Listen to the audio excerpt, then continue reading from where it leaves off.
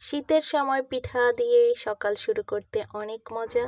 আজকের ব্লগে তোমরা দেখবা আমার পিঠা রেসিপি, সাথে আছে মুভি নাইটের জন্য snacks recipe. Wow, let's get started my blog. So আসসালামু আলাইকুম। সকালবেলা ঘুম থেকে ওঠার পর দেখলাম আম্মু পিঠা বানাচ্ছিল। শীতের সময় এই পিঠাগুলো আমার খুব ভাল লাগে। এগুলো অনেক সফট হয়, তাই মুখে দেওয়ার সাথে সাথে খুব সহজেই এটা মিশে যায়।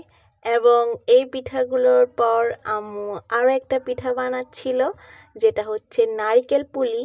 তো আম্মু এই পিঠাগুলোকে কাঁটা চামচে দিয়ে একটু শেপ দিচ্ছিল।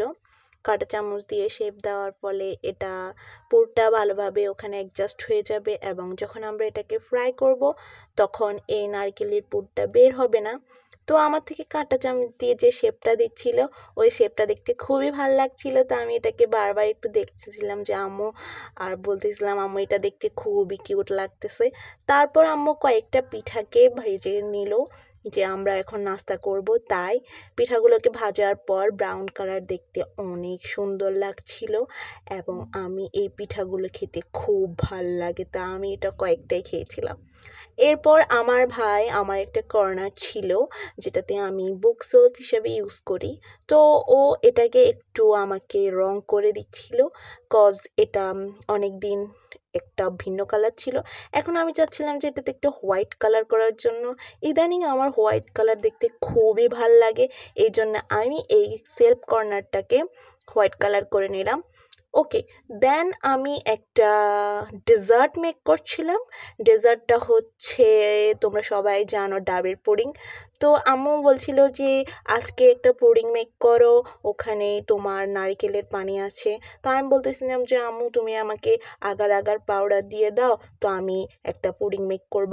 তারপর আমি এই পুডিংটা একটু মেক করে নিলাম, এবং এটা রেস্টে রাখার পর প্রায় 5-6 ঘন্টা পর এটা সেট হয়ে যাবে। দেন এটা খেয়ে নিব।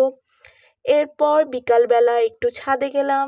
ছাদে এখন শীতের সময় সূর্য যখন অস্ত যায় তখন দেখতে খুবই ভাল লাগে। আফটার দ্যাট এখন সন্ধ্যাবেলা আজকে অনেক ভাজা পোড়া খাওয়ার ইচ্ছে হচ্ছিল। তো একটা আমি সিরিজ দেখছিলাম, সিরিজটার নাম হচ্ছে মিসম্যাচ। তো আমি ভাবছিলাম যে আজকে সিরিজটা দেখার সময় একটু স্ন্যাক্স খাবো এখন, তাহলে আরও বেশি মজাটা জমে যাবে। তো আমার সাথে আমার কাজিন ছিল, 2টা কাজিন ছিল। ওরা বলল ওরাও দেখবে। তো আমরা একসাথে আম্মুকে বললাম যে আম্মু আমাদের জন্য একটু নুডলস মেক করো।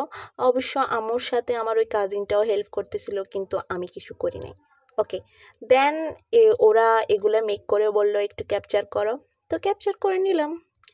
তারপর এই তো আমরা এই অনিয়ন রিংটা ফ্রাই করছিলাম।